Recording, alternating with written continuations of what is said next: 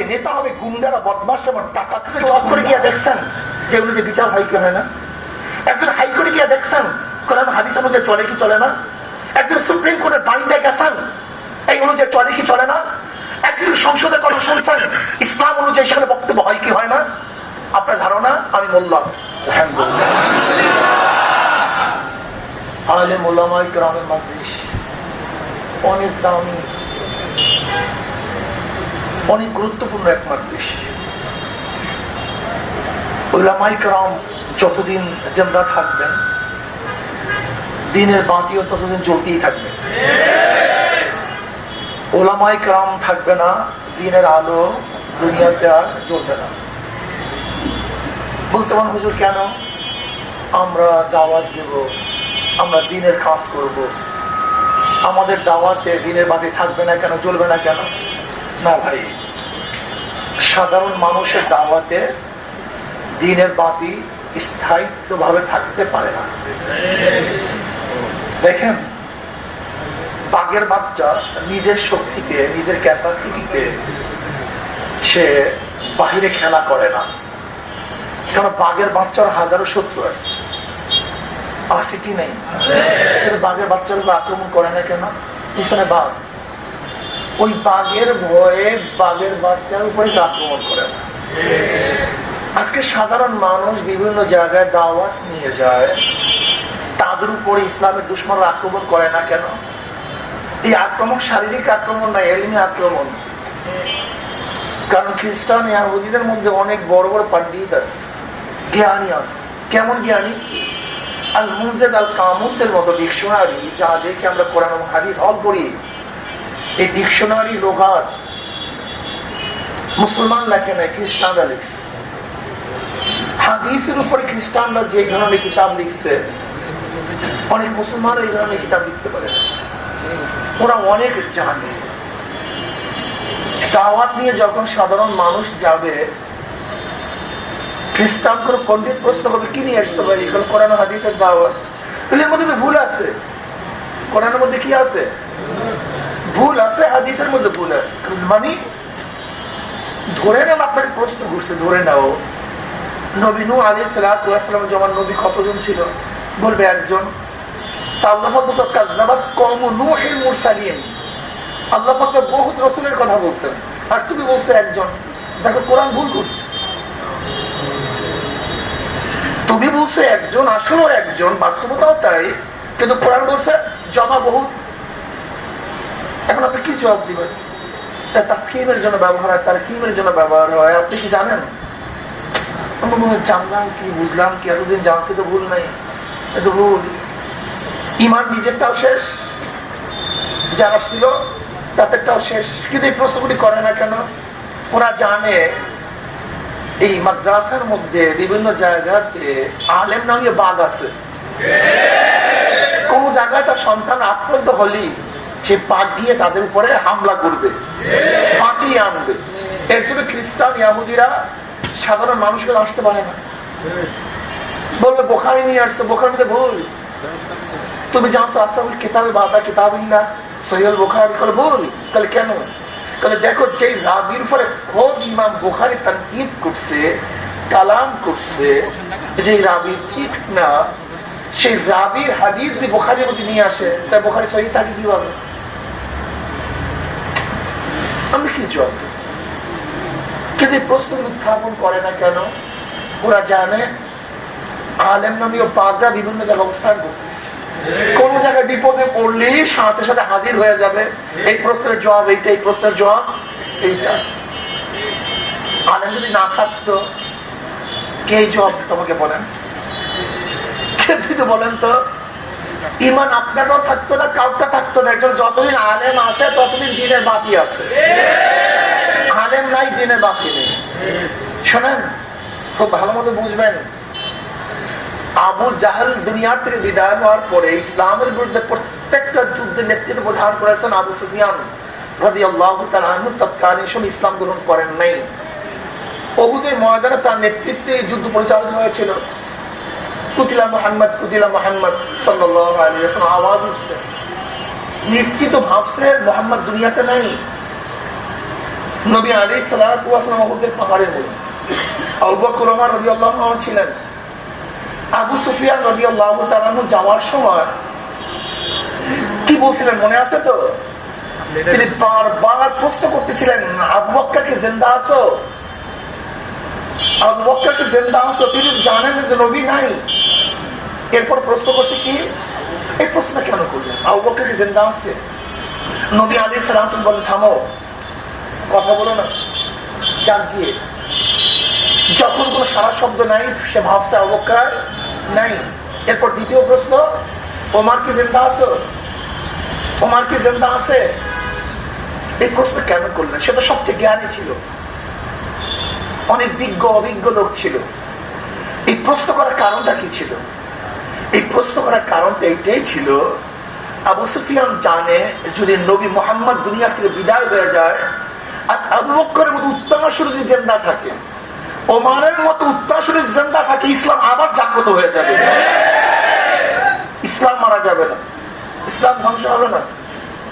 এবং তার প্রশ্ন ছিল, আবু বকর কি জিন্দা আছে? ওমর কি জিন্দা আছে?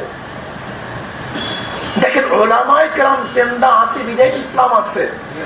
নয়তো ব্রিটিশ এদেশ দখল করার পরে আপনার তো এমন এক এরিয়ার লোক, আপনার তো অনেক বেশি সচেতন, শরিয়াতুল রহমাতুল্লাহ এলাকার লোক, আপনার যেমন তেমন এলাকার লোক না। ব্রিটিশ 80,000 আলেমকে হত্যা করছে, 80,000 আলেমকে। 3 লক্ষ যে কোরআন শরীফ প্রজ্বলিত করেছিল। এই বাংলার মধ্যে 80,000 মাদ্রাসাকে ধূলিসাৎ করছে, দিল্লির মধ্যে 1000 মাদ্রাসাকে ধূলিসাৎ করছে। চাকরি চর থেকে শুরু করে খায়বার পর্যন্ত এমন কোন গাছ ছিল না যে গাছের মধ্যে আলেমকে ফাঁসিতে ঝুলানো হয় নাই। মিস্টার টমসন বলেন যে 1857 থেকে 67 পর্যন্ত মুসলমানদের উপর যে নির্যাতন হয়েছিল, গোটা দুনিয়া এত নির্যাতন আর কোনদিন দেখে নাই। এই বাতাস এত মানুষ উপর আর গন্ধ কোনদিন শোকে নাই। এই সূর্য এত মানুষ হত্যা দেখে নাই। এই জমিনের মধ্যে এত মানুষের রক্ত আর কোনদিন গ্রহণ করে নাই। এর মধ্যে অধিকাংশ ছিল আলেম। এর কারণটা কি? খ্রিস্টানরা অনেক বেশি জ্ঞানী। ব্রিটিশরা তো আপনারা জানেন, ব্রিটিশ তো ব্রিটিশই। ওরা জানে আওয়ামদেরকে 1 কোটি হত্যা করলেও কিছু আসে যায় না যদি আলেম জিন্দা থাকে। আবারও সবাই কলেমা পড়বে, আলেম জিন্দা থাকবে, ইসলামের মাটি জলদিই থাকবে। কিন্তু আলেম শেষ হয়ে যাবে, ইসলামের বাতি আর থাকবে না। এর জন্য ওলামায়ে কেরামের দাম সবচেয়ে বেশি। আমি শ্রদ্ধাভাজন ওলামায়ে কেরামকে বলবো, দেখেন আল্লাহ পাক আপনাদের তারিফ করেছেন, ইন্নামা ইয়াখশাল্লাহা মিন ইবাদিল উলামা। মারাত্মক এক শব্দ ব্যবহার করেছেন, ইন্নামা, লফজ হাসান, মা ইল্লাহ ফায়দা দেয়। তার মানে অর্থ কি দাঁড়াবে? মা ইয়াখশাল্লাহা মিন ইবাদিহি ইল্লাল উলামা। মানুষের মধ্য থেকে কেউ আমাকে ভয় করে না, একমাত্র কারা? আলেমরা। অনেক সম্মান, অনেক সম্মানিত। আল্লাহ পাক কালামে পাকের মধ্যে ফরমান, ইয়ারফাইল্লাহুল্লাযীনা আমানু মিনকুম ওয়াল্লাযীনা উতুল ইলমা দারাজাত। আল্লাহ পাক যাদের ইলম দিয়েছেন তাদের মর্যাদাকে বুলন্দ করেছেন। আল্লাহ পাক কি বলেন, হাল ইয়াস্তাবিল্লাযীনা ইয়ালামুনা ওয়াল্লাযীনা লা ইয়ালামুন। যারা জানে এবং যারা জানে না তারা কি সমান? হাল ইয়াস্তাবিল আমা ওয়াল বাসীর। যে দেখে এবং যে দেখে না তারা কি সমান? কখনো না। ওলামায়ে কেরাম সবচেয়ে ইজ্জতওয়ালা, সম্মানিত। লেকিন নবী কি বলছেন, আল উলামা ওয়ারাসাতুল আম্বিয়া। আলেম হলো নবীর ওয়ারিস। দেখেন, ওয়ারিস মিরাসের সব কিছুরই ভাগ হয়, শরীক হয়, অংশীদারি হয়। নাকি শুধু ইস্তাবার সম্পত্তির ওয়ারিস হবে, নগদ টাকার ওয়ারিস হবে না। নাকি শুধু জমির ওয়ারিস হবে, বাড়ির ওয়ারিস হবে না। নাকি শুধু গাড়ির ওয়ারিস হবে, স্বর্ণের ওয়ারিস হবে না। এরকম হয় নাকি? মিরাসের যা কিছু আছে সবকিছুর কি হবে? ওয়ারিস হবে। তা আমরা কার ওয়ারিস? জোরে বলেন কার? তা আমার নবীর কি কোন এক জিন্দিগির ওয়ারিস না গোটা জিন্দিগির ওয়ারিস? শুধু মক্কি জিন্দিগির ওয়ারিস না মাদানী জিন্দিগির ওয়ারিস? শুধু ইলমি জগতের ওয়ারিস না আমলি জগতের ওয়ারিস? দেখেন, আমাদের সবচেয়ে বড় সমস্যাটা কি? আমার ভুল হতে পারে, আমি মনে করি আমার নবীর পরিচয় আমরা অনেকেই জানি না। বিশ্বাস হয় না আপনাদের? অনেকেই আমার নবীর পরিচয় জানি না। বিশ্বাস করেন আসলে জানি না। আমি কয়েক মিনিটের মধ্যে কিছু আলোচনা করব, আপনারা দেখবেন আসলে আমরা নবীর পরিচয় জানি না। কেউ তো জানি এইভাবে যে আমার নবী একজন ভালো লোক ছিলেন, নরম লোক ছিলেন, ভদ্র লোক ছিলেন, মানুষকে মাফ করতেন। এর জন্য দেখবেন যারা এটাই জানে ওলামায়ে কেরাম যদি রাগান্বিত হয়, কড়া কথা বলে, হুজুর আপনি এত কড়া কথা বলেন কেন, আপনার রাগ হন কেন হুজুর, ঘটনা কি? তার মানে উনি কি বোঝাতে চায়? হুজুর মানি কথা বলেন না কেন, হুজুর মানি মাথা নত করতে হবে, হুজুর মানে জোরে কথা বলতে পারবে না, হুজুর মানে চুপচাপ থাকতে হবে, হুজুর মানে ভদ্র, নিচের দিকে তাকায় হাঁটতে হবে। এ ব্যক্তি জানি না যেরকম আমার নবী নরমও ছিলেন গরমও ছিলেন। নবীর চরিত্র বয়ানটা শুরু হচ্ছে গরম দিয়া, আশিদ্দাউ আলাল কুফার রুহামাউ বাইনাহুম, মুহাম্মাদুর রাসূলুল্লাহ ওয়াল্লাযীনা মাআহু আশিদ্দাউ আলাল কুফার রুহামাউ বাইনাহুম তারাহুম রুকআন সুজদান ইয়াবতাগুনা ফাদলান মিনাল্লাহি ওয়া রিদওয়ানা। তার পরিচয় শুরু হয়েছে গরম দিয়া, অথচ আমি গরম দেয় কারণ হুজুর আপনি এত রাগ করেন কেন হুজুর, ঘটনা কি হুজুর? তো উনি আমার নবীর পরিচয় অর্ধেক জানছে আর অর্ধেক জানি না। কতটুকু জানছে? আমার কেউ মনে করি তো আমার নবী আসছে কবরের বয়ান করার জন্য, কবরের বয়ান করার জন্য, মৃত্যুর বয়ান করার জন্য, কিয়ামতের বয়ান করার জন্য, মিজানের বয়ান করার জন্য, মানে ধর্মীয় আলোচনা করার জন্য আসছেন। আর রাষ্ট্রীয় আলোচনা করার জন্য নবী আসেনি নেই।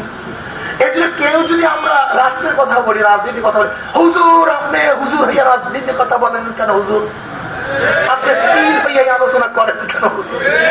আপনাকে তো বুঝি নাই, আমি তো ভাবছি আপনি বুজুর্গ মানুষ, চুপচাপ থাকবেন, পাগড়ি মাথায় দিয়ে থাকবেন, নরম নরম কথা বলবেন, এই রাষ্ট্রের কথা বলবেন কেন? এই রাষ্ট্রের কথা কি বলবেন?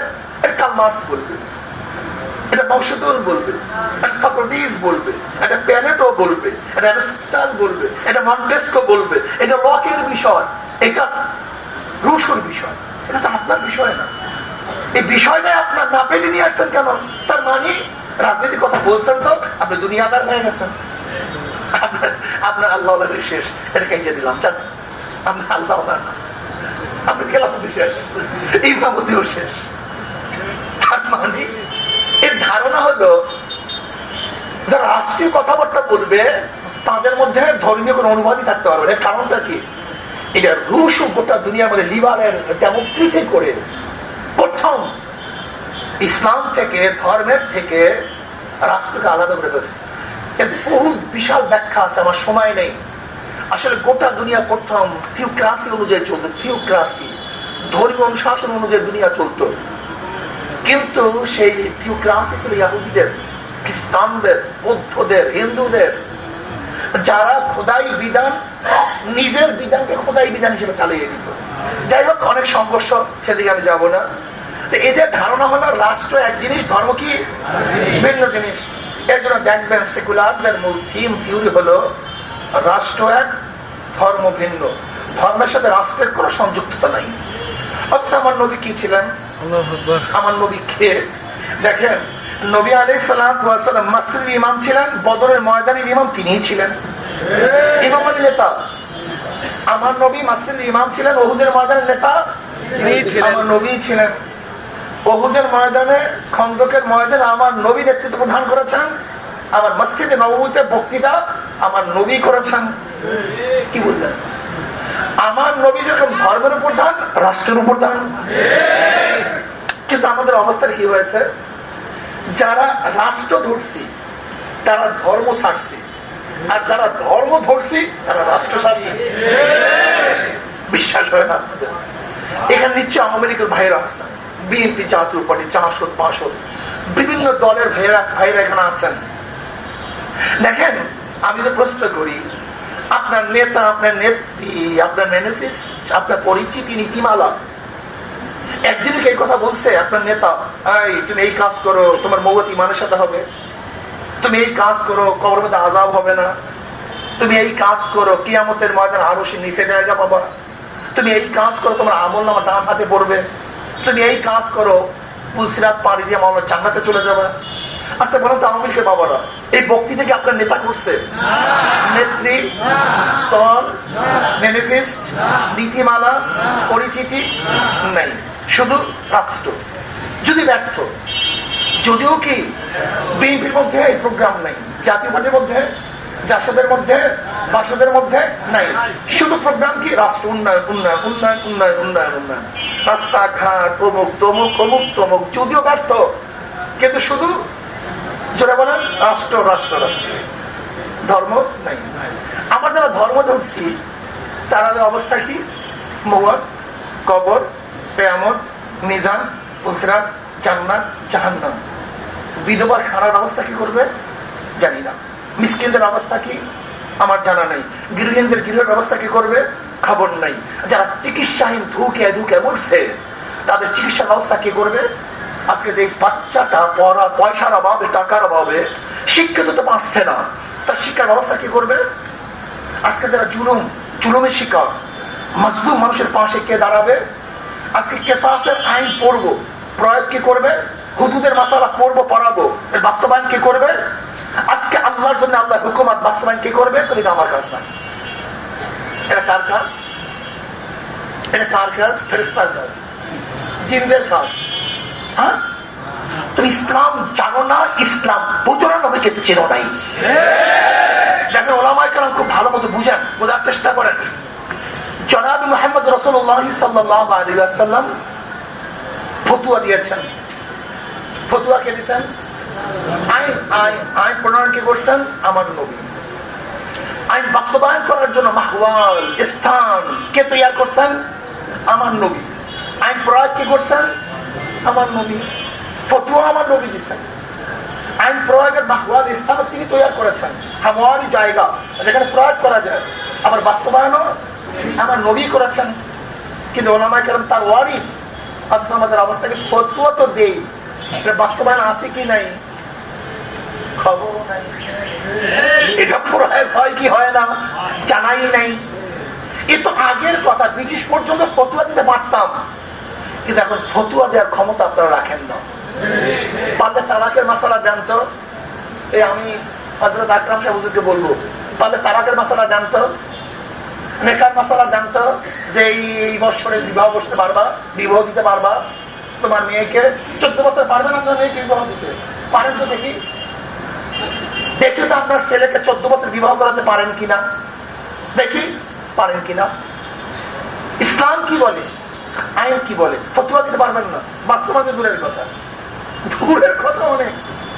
তালাকের মাসলা দিতে পারবেন না, হুদুদের মাসলা দিতে পারবেন না, কিসাসের মাসলা দিতে পারবেন না। তার বাণী আপনি পড়তেছেন কেন? কি পড়তেছেন, কি পড়াইতেছেন? পাঠন পঠন, পাঠন পঠন পড়ছি, পড়াইতেছি। অথচ ইমাম আজম আবু হানিফা রাহমাতুল্লাহ আলাইহি একদিন বাজারে গেলেন। লোকেরা প্রশ্ন করে, হাজরত বাজারে কেন আসছেন? তিনি বললেন, আমি রুমের মধ্যে, কামরার মধ্যে, মাদ্রাসার মধ্যে, দর্সের মধ্যে যে বেচা বিক্রির মাসআলা পড়াই, আমি দেখার জন্য আসছি তার বাস্তবায়ন হয় কি হয় না। সে বুঝে বাজার চলে কি চলে না। শ্রদ্ধাবান ওলামায়ে কেরাম, করজের অনুরোধ করব, আপনি যে হুদুদ, কিসাস, নেখা, তালাকের মাসালা পড়াইছেন, একদিনও কি আপনি ম্যাজিস্ট্রেট কোর্টে উকি দিয়া দেখছেন যে আমার অনুযায়ী এখানে বিচার হয় কি হয় না? মাথার মধ্যে তো নেই। আমি মৌলবী, আমার তো এটা কাজ না। আপনার স্বভাব বেদেদের মতো। বেদে জাত আছে না, বেদে গোষ্ঠী বাদ্যা বাদ্যা থাকে আমাদের মধ্যে, কিন্তু আমাদের কৃষ্টি, কালচার, আচার আচরণ, সাংস্কৃতিক ঢুকে না কেন? কারণটা কি?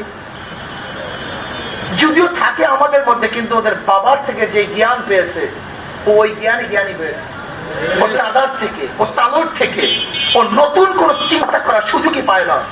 ঠিক আমি আমার উস্তাদ থেকে যে জ্ঞান পেয়েছি, আমার উস্তাদ তার উস্তাদ থেকে যে জ্ঞান পেয়েছি, তার উস্তাদ তার উস্তাদ থেকে যে জ্ঞান পেয়েছি, এই গণ্ডির মধ্যে ঘুরতেছি, কিন্তু আমার অন্য কাজও আছে, এই চিন্তা আমার মাথার মধ্যে আসে না।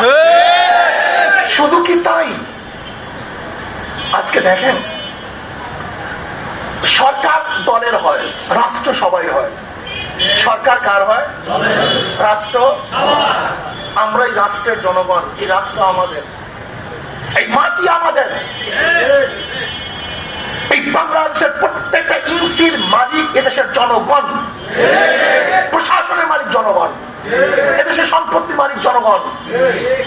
দল সরকার গঠন করে, রাষ্ট্র সবাই হয়। দল পরিবর্তন হয়, সরকার পরিবর্তন হয়, রাষ্ট্র পরিবর্তন হয় না। অথচ আমাদের তোলাবাদের অবস্থা, গোলামাদের অবস্থাটা কি? রাষ্ট্র গোল্লায় যায়, যা ধ্বংস হয় হোক, কিন্তু আমার রাষ্ট্র, আমি এখানের মালিক, আমার কিছু করণীয় আছে। এটা একজন আলেমের মাথায় আসে? একজন তোলাবার মাথায় আসে? আমাকে বলেন তো। অথচ এইটার মালিক আমি, এখানে আমার অধিকার আছে, বক্তব্য দেওয়ার অধিকার রাখি, সংবাদ গ্রহণের অধিকার রাখি, চোর এবং গুন্ডাদের বিচার করার অধিকার আমরা রাখি। মাথার মধ্যে আছে, বুঝি বিদেদের মতো তাসালসুল চক্করের মধ্যে আছে। আমি যেটা মানি এটা তো জানি না। আমি কি জানি?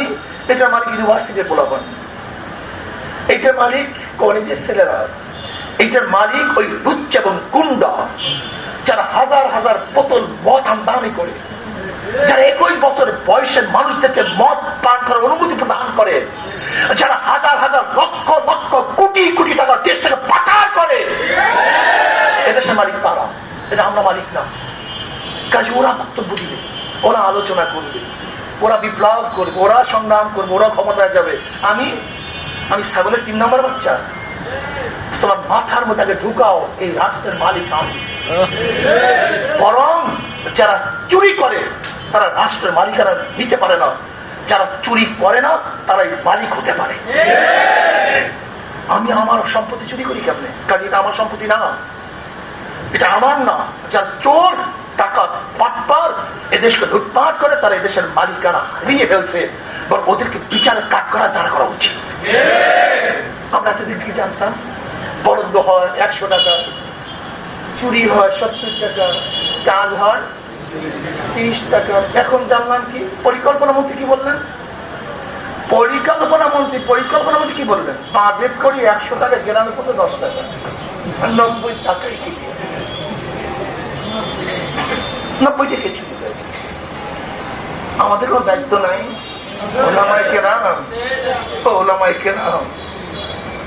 ওলামায়ে কেরাম বুঝবেন, আজ বুঝবেন না, কাল বুঝবেন, কপাল থাপড়াবেন, কিন্তু কোনো কাজ আর হবে না। আগে ভাবেন রাষ্ট্র আমার। চোর, গুন্ডা, বদমাশ, বদখোর, জুয়াখোর, ধর্ষক, ডাকাত, খুনি, ওদের এই রাষ্ট্রের কোনো অধিকার নাই। যদি ওরা শক্তি নিয়ে বসে আছে, যদি ওরা ক্ষমতা দেখাতে চায়, কেন দেখাতে চায়? আপনার মধ্যে ভদ্রলোক, শান্ত লোক, সুন্দর লোক, চরিত্রবান লোক ঘুমের ঘরে থাকার কারণে চোর চুরি করতেছে। একটু জাগ্রত হন না, কেনে বলেন না, কেনে বলেন না। দেখবেন চোর পালাবার জায়গা পাবে না। আপনি জানেন কত টাকা লুটপাট হয়? বিশ্বাস করেন, পত্রিকায় দেখেছেন 1 কেজি নাট বল্টুর মূল্য 1 কোটি টাকা। আপনার টাকা, আমার টাকা। এই যে ফ্যান ঘুরতেছে, টাকা দিচ্ছেন। চুন ব্যবহার করছেন, টাকা দিচ্ছেন। রড কিনছেন, টাকা দিচ্ছেন, ভ্যাট দিচ্ছেন, ট্যাক্স দিচ্ছেন। এই যে পানির বোতল আপনার সামনে, জানেন কত টাকা ভ্যাট, কত টাকা ট্যাক্স? এই পানির এখানে, এই পানির মধ্যে কিন্তু আপনার 20 পয়সার পানিও নেই, কিন্তু এই ভিতরে পানি কিনছেন কয় টাকায়? কারণটা কি? 20 পয়সার পানি কিন্তু এখানে নাই। ওই পানির দাম 20 থেকে 30 পয়সার পানি এখানে নাই, কিনছেন 15 টাকায়। এই কর্কটা আনতে যে ভ্যাট, এই বোতল বানাইতে ভ্যাট, এই লেবারটা লাগাইতে ভ্যাট, ট্যাক্স দিতে দিতে এই পর্যন্ত 15 টাকা খরচ করছে। এই টাকা আপনার আমার। জুতা কিনেন ভ্যাট ট্যাক্স, রাস্তা দিয়ে হাঁটেন ভ্যাট ট্যাক্স, আপনি কি জানেন চাউল কেনেন ভ্যাট ট্যাক্স, যা কিছু কেনেন আমার শরীরের মধ্যে সব ভ্যাট ট্যাক্স। চশমা ভ্যাট ট্যাক্স, টুপির কাপড় ভ্যাট ট্যাক্স, জামা ভ্যাট ট্যাক্স, আমি যে কিনছি এটা ভ্যাট ট্যাক্স, এই ঘড়িটার মধ্যে ভ্যাট ট্যাক্স, আমার পেটের মধ্যে যা ঢুকাই তার মধ্যে ভ্যাট ট্যাক্স। সব আমি টাকা দিই, সব আমি টাকা দিই। রিক্সাওয়ালা ট্র্যাক্টরটা ঘুরায়, একটা পেট্রোল কিনতে তার ভ্যাট ট্যাক্স লাগে, একটা চেইন কিনতে ভ্যাট ট্যাক্স, একটা স্মোক কিনে তার মধ্যে ভ্যাট ট্যাক্স আছে, একটা রিং কিনে তার মধ্যে ভ্যাট ট্যাক্স আছে, একটা টিউব কিনে তার মধ্যে ভ্যাট ট্যাক্স আছে, একটা টায়ার কিনে তার মধ্যে ভ্যাট ট্যাক্স আছে। সব আমার টাকা। সরকারের বাবার কোনো টাকার গাছ নাই যে ঝুলান দিবার টাকা পড়বে। অথচ আমরা কি করি? আমাদের জনগণ বিদেশ থেকে কষ্ট করে মাথার ঘাম পায়ে ফেলে টাকা পাঠায়, আর আমাদের চোর গুন্ডারা এই কয় বছরে 15 লক্ষ কোটি টাকা ভিতরে পাচার করছে। কত কোটি টাকা? 15 লক্ষ কোটি টাকা। 15 লক্ষ কোটি টাকা পাচার করে দিয়েছে। শুধু কি তাই, এই বছর সুইস ব্যাংকে 85,000 কোটি টাকা বাংলাদেশে জমা হয়েছে। 85,000 কোটি টাকা। বুঝেন কি আমাদের অবস্থা? হলো কুকুরের মতো আমরা হয়ে গেছি। যদি সামনে কিছু ফিকে দেয় তা নিয়েই ব্যস্ত হয়ে যায়, কিন্তু পিছন থেকে যে গুঞ্জা কুকুরকে রুটি দিয়ে সব কিছু আমাদের টাকা দিয়ে করতেছে, কুকুরের খবরই তো নেই। আমাদের কিছু দিয়ে সব কিছু লুটপাট করে ফেলে। আমাদের ওলামায়ে কেরাম, আপনি দেশের নাগরিক, এই রাষ্ট্র আপনার, এই সব কিছু আপনার। আপনি ভদ্র, আপনি ভালো, আপনি চোর না, আপনি গুন্ডা না, আপনার বাবা চোর না, ডাকাত না, বদমাশ না। এই রক্তের মধ্যে আপনাদের ভালো রক্ত। কাজে নেতৃত্ব দেওয়ার জন্য প্রয়োজন একটা সুন্দর সুন্দর রক্ত, যে রক্ত আরব নাই, সেটা ওলামায়ে কেরামের মধ্যে আছে। আপনার নেতা হন, আপনার নেতৃত্ব দেন, এদেশ মানুষ গ্রহণ করবে। কিন্তু আমরা ঘুমন্ত থাকার কারণে চোর ডাকাতরা যেরকম মালিক, জমি না থাকার কারণে, না যাওয়ার কারণে জঙ্গল সব জমি দখল করে ফেলাইছে। মালিক চান, চাষ করেন, জঙ্গল তুলে ফেলেন, সেখানে দেখবেন আবার সুন্দর সুন্দর স্বচ্ছ হবে। ঠিক আপনারাও মালিকেরা ছেড়ে দেওয়ার কারণে গুন্ডা, বদমাশরা, বড় বড় ডাকাতরা, ধর্ষকরা, এদের দেখেন না চরিত্র যখন বের হয় প্রত্যেকে, এত গন্ধ, যে গন্ধ শেষ নেই। এই দেখছেন না কয়েকদিন আগে, 2 দিন আগে একজন চেয়ারম্যান, এই যে আপনাদের মুন্সিগঞ্জ, হ্যাঁ, বোতল আনছে 35,000 বোতল, মদ 37,000, যা ধরা পড়ছে সেটা 37,000। আওয়ামী লীগের চেয়ারম্যান। এই যে আপনাদের ফরিদপুরে ছাত্রলীগের সভাপতি, 2,000 কোটি টাকার মালিক, 3,000 কোটি টাকার মালিক। ওরে ওনারে টাকার গাছ রে, আল্লাহ আমাদের মাফ করে দেন। এর জন্য আমি ওলামায়ে কেরামকে বলবো, যারা রাষ্ট্র ধরছে তারা ধর্ম ছাড়ছে, যারা ধর্ম ছাড়ছে তারা রাষ্ট্র ধরছে। এর জন্য আমাদের উভয়কে সমন্বয় করতে হবে। আমার নবী যখন রাষ্ট্রের মালিক, ধর্মের মালিক। ধর্মেরও চিন্তা করছেন, রাষ্ট্র চিন্তা করছেন। কাজে যারা শুধু ধর্ম নিয়ে আছেন তারা পরিপূর্ণ আমার নবীর ওয়ারিস হতে পারেন না, আর যারা শুধু রাষ্ট্র নিয়ে আসেন তারা আমার নবীর পরিপূর্ণ ওয়ারিস হতে পারেন না। বরং আমরা নামাজের মধ্যে ইমামতি করবো, রাষ্ট্রের মধ্যে ইমামতি করবো।